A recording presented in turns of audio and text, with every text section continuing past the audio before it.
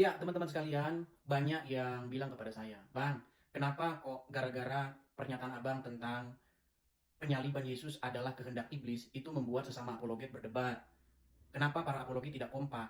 Teman-teman sekalian, saya cuma mau bilang begini, mereka itu bukan apologet. Jangan kalian kira mereka berapologet.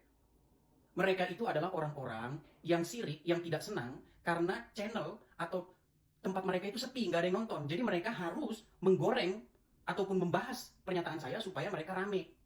Jadi mereka itu mamon, mereka bukan apologet.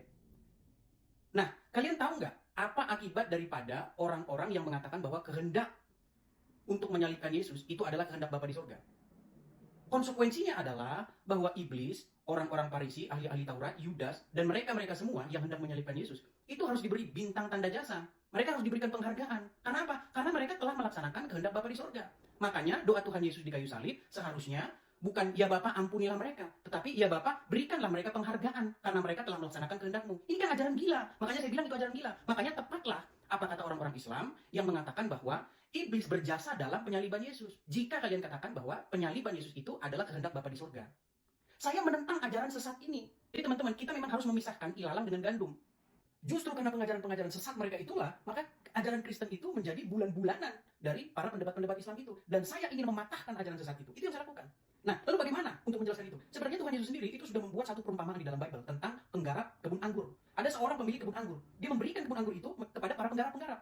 Lalu, pemilik kebun anggur itu mengutus utusannya untuk datang ke kebun anggur itu dan meminta hasil dari kebun anggur itu. Tetapi apa yang dilakukan oleh para penggarap-penggarap? Yang dilakukan oleh penggarap-penggarap adalah memukuli, menganiaya utusan-utusan dari sang pemilik kebun anggur itu.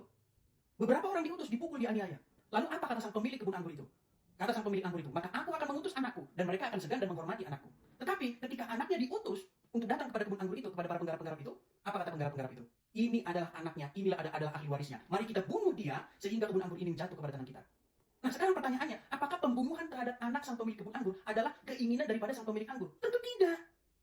Tentu tidak. Ya, keinginan daripada sang pemilik kebun anggur adalah bahwa mereka itu akan menghormati anaknya. Para penggarap-penggarap kebun anggur, upahan-upahan itu akan menghormati anaknya dan menerima, tetapi tidak.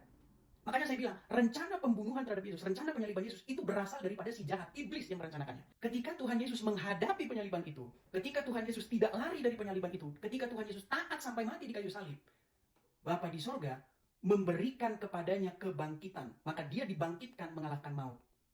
Iblis, orang-orang Farisi, dan orang-orang yang bersama-sama dengan mereka menyalibkan Yesus, melihat Yesus yang mati di atas kayu salib sebagai kekalahan daripada Yesus.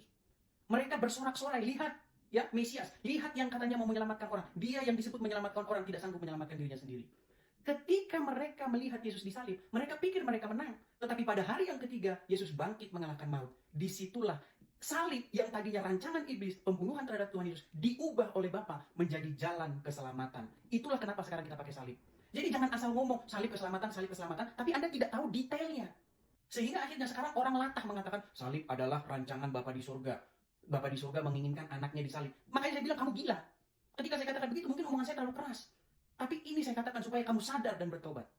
Dan meninggalkan pengajaran-pengajaran yang sesat dan aneh itu. Saya rasa itu saja teman-teman. Pantengin terus. Untuk menonton video lengkap saya, lihat di channel YouTube saya tautkan di beranda di profil saya. Terima kasih.